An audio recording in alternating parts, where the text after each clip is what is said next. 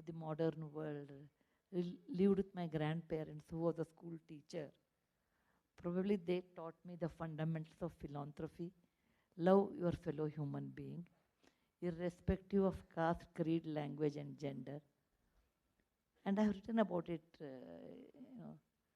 red rice granary. My grandfather, we used to grow two kinds of rice grains in those days, and good quality was always given to poorer people, and in the night we'll eat the red rice.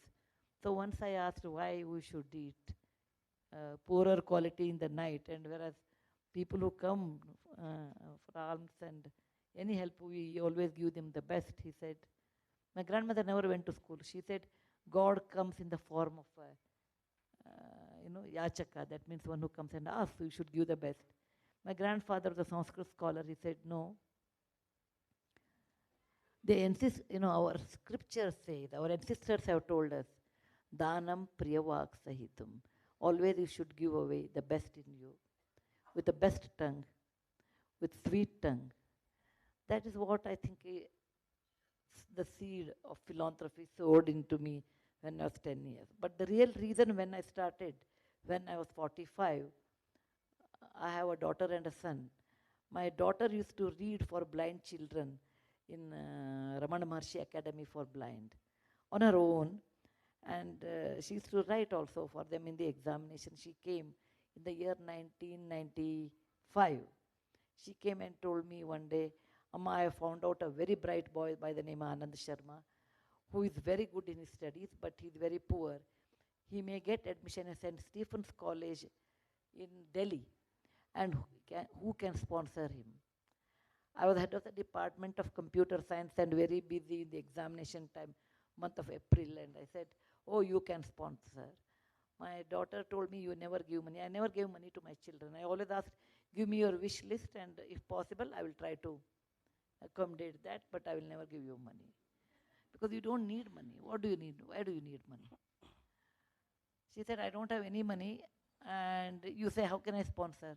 She asked me the first fundamental question, like, Amma, you are well-traveled, well-read, and fairly intelligent, and if you can't do philanthropy, then you don't have a right to say to anyone they should do philanthropy.